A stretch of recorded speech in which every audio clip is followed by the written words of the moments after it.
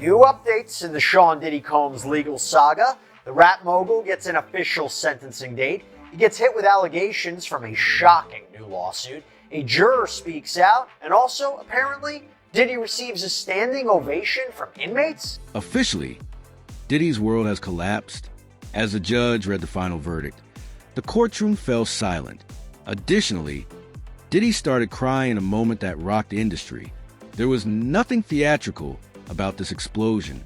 A verdict in the Sean Diddy Combs trial, but I'll tell you what, this case, not over. No. Important hearing today, sort of. We got to talk about why. Well, Judge Arun Subramanian had sent a tentative October 3rd sentencing date for Diddy on his convictions of 2 counts of transportation to engage in prostitution. Remember, that's what he was convicted of. He was acquitted of racketeering conspiracy, and he was acquitted of the 2 sex trafficking counts, but he was convicted of these prostitution charges. And at one point, there was reporting that defense counsel for Sean Combs and prosecutors, they had then agreed to switch the date to September 22nd. And we thought, okay, because today's hearing was supposed to be about expediting the October hearing. Then they agreed to September 22nd. Now apparently it's back to October 3rd. This is all over the place. Very confusing. We'll get it straightened out. I gotta say it's interesting because Combs' defense counsel had originally stated last week, when it was the October 3rd date, that they wanted that sentencing expedited, meaning they wanted it to happen sooner. And one of the things that Sean Combs' attorney, Mark Agnifilo, had said was, quote, the mother of some of his children had passed away many years ago. These kids, the 2 daughters here sitting in the middle of Your Honor's second row, don't have a parent. Obviously referring to the death of Kim Porter in 2018, mother of Christian, Jesse, Delilah, Quincy. And by the way, remember Sean Combs was denied bail, so it wasn't even like he got to go home after the verdict. But clearly they wanted this expedited. They want his sentencing to happen as quickly as possible. They want him out of jail. They want him out of prison as soon as possible. And also it's interesting because prosecutors, they need time for the pre-sentencing investigation and report.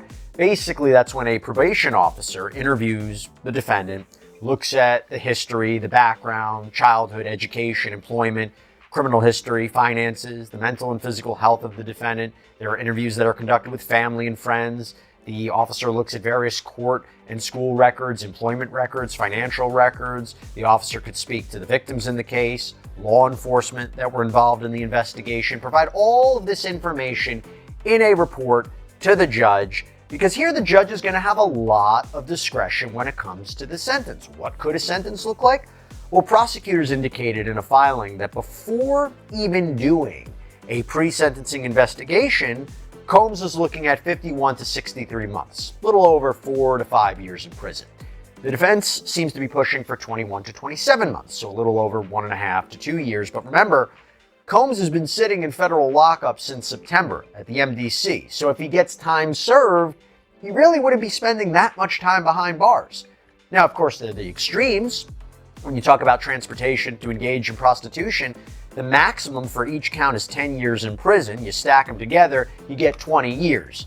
Okay, based upon the facts in this case, it seems highly unlikely he would get that much.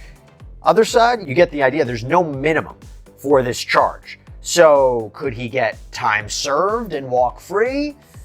Also seems unlikely in that you're dealing with multiple instances of transporting Jane and Cassie, the 2 victims in this case, and men across state lines for the purposes of sex work. You could say this is an aggravating factor why I don't think he's just going to get time served. This was real. This was raw. This was a man finally facing the consequences of years of mounting allegations, speculation, and behind-scenes pressure. The jury's decision wasn't just surprising, it was seismic. A guilty verdict on multiple serious charges, confirming what many suspected, but few dare to say out loud. For years, rumors have swirled about Diddy's private lifestyle, his influence over the industry, and the alleged control he wielded through fear, money, and manipulation. But now, those whispers have been replaced with a thunderous reality. Prison time, inside the courtroom. Sources say Diddy's demeanor shifted the second the word guilty was announced. The confident exterior cracked. The designer suit and polished image couldn't hold up against the weight of the law. He put his head in his hands. He sobbed. And for the first time in decades, Diddy looked powerless. The judge didn't hold back. with eyes locked on defendant. He delivered a statement that made it clear this case was bigger than just Diddy. Right? You got sentencing, civil suits, a lot to get into. So while Combs was acquitted of racketeering conspiracy and the sex trafficking charges that he was facing, he was convicted of transportation to engage in prostitution. Currently, sentencing is set for October 3rd. However, there is a hearing set for July 8th where the defense will be arguing for the sentencing date to be expedited, to happen sooner. Obviously, they want that, considering Combs was also denied bail yet again, despite arguments from his legal counsel after the verdict that he should be released on bond. It didn't happen. They want to make sure this happens as quickly as possible. But what will he be sentenced to, really? That's the question. And also, will the government seize his assets? What about all of those civil lawsuits that he faces? Again, a lot of questions, a lot to get into. So for all of this, let me bring on former sex crimes prosecutor and criminal defense attorney, the great Matt Murphy is with us. Matt, good to see you. Happy to be here, as always. Got to ask you your reaction to the verdict. Is it what you expected? Well, hearkening back to, I don't know, we were talking about this, you and I, a couple of months ago, and I got to say, whether it's fun to be right or not in a case like this, we were both right. This was never a good fit for RICO for a lot of different reasons. And the consent element regarding the sex trafficking was always problematic. And I thought the prosecution here did a good job presenting their case. They did a good job presenting their theory. But when you match in a trial context, when you match like professorial and kind of plotting, which is the way a lot of government lawyers are, versus dynamic and engaging and that personality of the defense, it's always a mismatch. You're always up against it. And the Mann Act, like we talked about, I thought he was going down on that after like the second day of testimony. The problem is for the prosecution, the Mann Act is a very old law, and it was essentially legislative morality from about 100 years ago, where it was transporting prostitutes across state lines. The intent may have been good. It was essentially a very early version of sex trafficking, but it was really more an attempt to stop prostitution, which is, as we know, never going to happen. So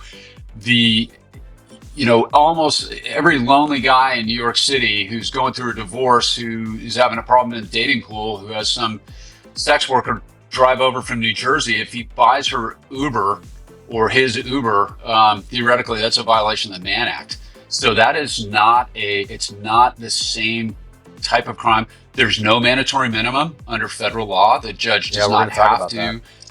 Right, they don't have to. Now, it carries up to 10 years per event, so he faces up to 20 years. The prosecution, I think, is asking for 46 months or something like that. They're asking for far less than that. If the case was, if they had called, let's say, Christina Quorum, okay, this chief of staff who had been mentioned, I think, by almost every witness, and she said, hey, listen, there was a criminal enterprise, okay? We were all a part of it. Everybody knew what the job description was. My job was to do this. His job was to do this. You think they would have gotten racketeering? If they didn't include Jane, who was arguably the more problematic testimony, I mean, Sean Combs still paying her rent, messages that she was setting up a lot of these sexual encounters. Cassie had messages too that were problematic that showed if we're talking about whether she was a willing participant or not. But if you focus just on Cassie and you didn't call in Jane, or you didn't call in a Mia, or you didn't call in a Brianna Bengolan, if you limited the case, and now it's so easy to play, Monday morning quarterback or armchair lawyer here, but do you feel that the prosecution could have won this case if they structured it differently, if they called different witnesses? That's a great question, and that's something that these prosecutors will literally be wondering for the rest of their lives, for the rest of their careers. They're going to be wondering if they'd done it differently, would the impact upon... The case became a reckoning for an industry long unchecked, with a judge declaring that fame is not immunity, power is not protection, and wealth cannot rewrite justice. Words that echo beyond the courtroom into every corner of the entertainment world.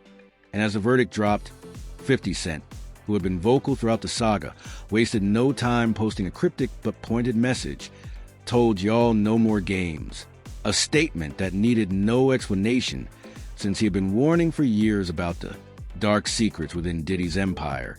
And now with the court's confirmation, the reaction online was immediate, as celebrities, fans, and former insiders weighed in with some shocked, others admitting they'd seen the signs, and a few even breaking their silence with stories they had once been too afraid to share. While what stood out most was how quickly Diddy's inner circle began to distance themselves, with those who once praised him, posted tributes, or profited off his brand now suddenly going silent or even deleting their posts. Count two, that obviously being sex trafficking as it relates to Cassie Ventura. And that was only because of the questions that the jury was asking when they were bringing some notes back. And that was kind of in relation to what had happened at specific instances that the government point out were allegations of sex trafficking. So I thought because of the tone that was inside the courtroom, the way the family was getting a little bit emotional sitting inside the gallery, even Diddy's demeanor, for the most part, we've seen him kind of really keep up his spirits. But yesterday was really a time where we kind of saw, I think, the weight weighing in on him, that it's possible a conviction on some of the more serious charges were going to happen. And so when the jury came back not guilty on count 1, 2, and 4, I was a little surprised, especially to count 2, but I do respect the jury's decision. They spent a lot of time listening to this case, listening to all the testimony, listening to all the evidence, and that was the verdict that they had rendered. Yep. I wasn't surprised that they found him guilty of transportation to engage in prostitution. We have been saying for weeks on this show, that felt like a straightforward path to conviction. Wasn't surprised not guilty with Jane, given some of the gray areas of her testimony, but also the jury didn't even ask for one readback of her testimony or anything to do with her testimony, so it made me think they might have already been decided there. I was surprised about Cassie Ventura sex trafficking just because, like you said, the readback of that testimony, and then shortly thereafter, they came back yesterday and said, we have a verdict on that charge. So I thought, they're convinced. And when it came to racketeering, I thought they were still going to be hung because they said they were at an impasse yesterday. It seemed like based on their note, there was no way that would change. The judge told them to continue deliberating. They come back today, and like in an hour, they come back not guilty on racketeering. I'm not really sure what that split ultimately will be.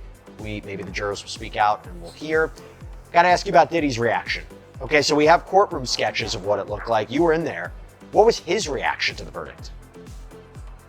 Oh, he was very pleased with the verdict. Obviously, I think for the defense and the defendant, that being Sean Combs, I think obviously they would have wanted an acquittal on all the charges. But I think given that they weren't a conviction on the more serious charges of RICO conspiracy and sex trafficking as it relates to Cassie in one charge and Jane in another charge, I think overall Combs was very, very pleased with the jury, to the point where I saw him kind of mouth a little thank you to the jurors as they were still sitting kind of in the jury box, as they were kind of leaving for the end of their day. Obviously, we still have some more matters to address for our end.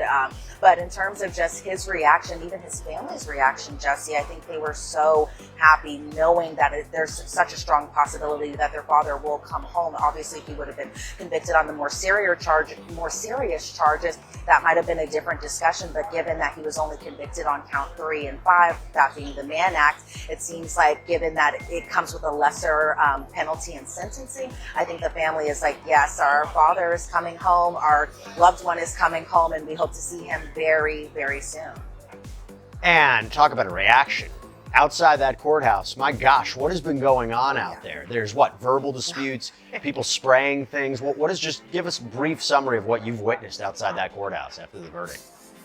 I've witnessed a lot, Jesse. A lot was going on. It was kind of, I will even say, pandemonium after the verdict was read. And outside, a lot of Diddy supporters, a lot of people who were kind of with the Free Diddy, I wouldn't say movement, but I guess, they believed in his innocence. They were very pleased, even thinking that it was a possibility he'd just walk outside of that courthouse at some point. But it was a lot of commotion. I did see some people getting into some heated debates, especially in relation to... Behind the scenes, sources revealed the phone calls had stopped, support had faded, and Diddy's entourage had all but disappeared, leaving him alone as the sentencing phase began, and the judge made it clear this would not be symbolic punishment, but real prison time measured in years, not months, with no special treatment or celebrity loopholes. Those lawyers pleaded for leniency by citing his philanthropy, cultural contributions, and role in shaping hip-hop. The prosecution countered with evidence of a long-standing pattern of secrecy, exploitation, and intimidation, and the judge agreed, reducing the once powerful mogul to tears as cameras captured his transformation from hitmaker and trendsetter to inmate, While outside, the courthouse protesters demanding justice stood beside stunned supporters who struggled to process the verdict that symbolized not just a fall of one man, but a collapse of an untouchable era, sending a message that wealth and fame can no longer shield anyone from accountability. And as 50 Cent continued speaking out with more names drawn into widening investigations, it became clear this was only the beginning, with more stories, victims, and reckonings to follow as an industry built on illusion faced a new reality, where the doors had been thrown open, the light was pouring in, endorsements and collaborations were vanishing, and Diddy, once one of music's most powerful figures, was now a convicted felon facing years behind bars in a world that would never look the same again. And tell me if it was unique. $50 million, right? Yes. You know, the idea of private security. It was an interesting argument because that who would monitor him. It was interesting because the prosecution at one point had said it's not fair, right? He's a wealthy celebrity who's providing a bail package that other people in his similar position wouldn't be able to provide. Now, the defense was like, well, the only reason we're presenting a package like this is because of what he's accused of and his wealth and his resources. We have to address that in a certain way. The reason it's so extensive is because of his wealth and resources. That bail package that was put forward was rejected by the court. What did you make of that? Well, at that time, the judge was looking at the RICO Act and sex trafficking.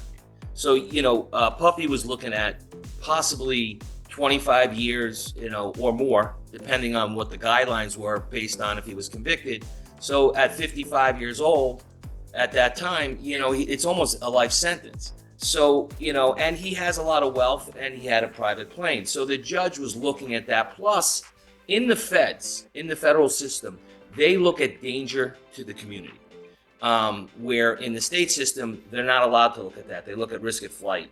So I think with all the letters behind that were coming in that we were not really privy to from a lot of the alleged victims, I think the judge made a decision that, hey, this is not going to be sufficient enough. I thought that at the end, he kind of, when we brought in our private security team and we showed him who was going to be doing it, we did Sam Bankman-Fried. So we knew that, we would be completely covered on that end. And we gave him the idea of there would be no Wi-Fi in the building that we were looking at, and that he would not be able to really be able to connect with anybody but his legal team and his family. We thought at that point that maybe we had a chance, but at the end, the judge denied it, and that's where we stood. And now on this case coming forward, after the convictions, after he wasn't convicted, at the end, we didn't know what he was going to do. So, when Mark reached out to me afterwards, we started thinking about putting another bail package together. And what is that bail package and by the way, is this a bail package that you think could be submitted again, even after the judge just denied bail? Well, the judge denied bail based on the statute, and the statute stated a certain amount of information that part of the Mann Act that, was not eligible for bail. There are certain circumstances that can be done. We're going to regroup again. I know that they were going to go talk to Mr. Combs again and see what happens there. They have the October 3rd date. And I don't know where he stood. As of the other day, he wanted to get out. I don't think anybody wants to be at NBC where he is. So we're going to reconvene and see what happens, at a later date. We could go back with another package. Would it require him to stay in New York? Would it be him to be? I know he wanted to go back to his property in Miami, Florida. And there's also an interesting question I think that his defense put forward. He just got his life back. That's what they said. He wasn't convicted of the top charges. He was convicted of transportation to engage in prostitution, but he would be a fool to try to violate any of those conditions. Labels are reevaluating their partnerships. Streaming platforms are quietly pulling playlists and spotlight features while preparing for lawsuits. And what's unfolding is not just Diddy's fall from grace, but a total collapse of an entire ecosystem where handlers, agents, enablers, and silent protectors are being dragged into the light, with contracts terminated, PR firms cutting ties, and artists once proud to call him a mentor, now going silent in fear of guilt by association. Behind closed doors, panic spreads as those who thought they were safe realized they were part of the machinery that enabled it all, wondering when subpoenas will land as anonymous insiders and former staffers begin leaking damning accounts of luxury properties wire surveillance, secretive parties with confiscated phones, and a system designed to control, manipulate, and protect a brand at any cost, revealing this was never just about indulgence, but about psychological, financial, and emotional dominance. And now that the court's ruling has stripped away that shield, Diddy's name is transformed from a symbol of opulence and hustle into a cautionary tale of what happens when power is abused and accountability arrives, serving as a wake-up call to an industry that once believed itself untouchable. This hearing next week about whether to expedite the sentencing happening before October 3rd. If both sides agree, great. If they don't, what is a compelling legal argument for the defense to say, we want this sentencing to happen much sooner? Well, I mean, we know that behind the scenes, what they want, of course, is they expect a chance that he's going to be released. So that's their big motivating factor, of course. Whether the court abides by that, I mean, it is a substantial change in circumstance. He was acquitted of all of these serious charges, right? But he was just denied bail. He was denied bail again. He was denied bail again, and I actually learned that on your segment yesterday afternoon as I was sort of doing my preparation for this. But we have to remember that one of the things that he got in trouble for, that Diddy got in trouble for in jail, was using other inmates' calling number. Remember that? So he was calling witnesses in the case from jail using other inmates. That was a direct affront to that judge. That was remember, we had all those attempts at bail that were denied at the very beginning of the case, one after another after another. This judge, and it's the same judge who's going to sentence him, denied that over and over again. And you and I, again, in another conversation we had on your show, we both said he is screwed now, that he's got no chance because he's violating the rules of the court while in jail. So if he's disobeying the rules of the jail and the directive of the court while he's in custody, how can he be expected to actually follow the terms of a bail agreement when he's out of custody? Right. And I think that chicken is coming home to roost again. I mean, I think that's what happened yesterday afternoon. That any judge who has a criminal defendant who behaves like that is an affront to the court itself. It's disrespectful to the court. Sure. And it's almost like he couldn't get out of his own way there at the beginning. But he had an excellent defense team. He does. So assuming for a moment, whenever the sentencing hearing happens, right? Let's say it happens in a month from now. Let's say it has October 3rd. The question is, what's the sentence? As we mentioned, the prosecution in a filing from yesterday talked about the guidelines range being 51 to 63 months. Now, this is before a pre-sentencing investigation and report. Now, the defense, right, they want 21 months. He's already served almost 10. Talk to us about what you're thinking here, because there is no minimum. The maximum's 10. If the judge were to combine it together, like you said, 20 years, feels highly unlikely that would happen. As we're taught, what is a pre-sentencing report investigation? How would it affect this? What do you think the judge is going to do? There's so many different factors to consider here. And it's not like a murder case when it's like, okay, we know what's going to happen. It's like life in prison without the possibility of parole. It's a given. There's room here. What do you think the judge is going to do? So in federal court, this is actually very interesting. They rely very heavily on those pre-sentencing investigations. So essentially what will happen is there'll be a federal probation officer, and they do these for almost every case, where they will do their own investigation, where they'll talk to family members, they'll talk to employers, they'll talk to neighbors, and they will make a recommendation to the court as to suitability for release, suitability for time, and that's something. It can happen to anyone. No one is beyond reach anymore. And the fear is palpable in the industry as conversations shift, events are canceled, projects shelved, and media outlets that once stayed silent now scramble to investigate and control a narrative they long avoided. While for the victims, both known and hidden, there's a renewed sense of visibility and belief that their stories matter. 50 Cent, relentless as ever, has promised this is only step one, using his platform not just to clown, but to force the culture to face truths it ignored. And this moment transcends one man's sentencing, standing instead for justice, truth, and the breaking of a cycle, with Diddy's emotional collapse in court serving as a powerful symbol of a crumbling facade and shattered illusion whose ripple effects stretch across entertainment, power, and the lives of those he harmed, leaving behind not a legacy of awards or chart-topping hits, but cautionary warning that empires built on fear and secrecy eventually collapse under the weight of truth, and now, with prison looming, the man once celebrated for making others cry tears of joy at his lavish parties finds himself crying alone, a stark reminder that the game has changed and no one, not even Diddy, is untouchable anymore.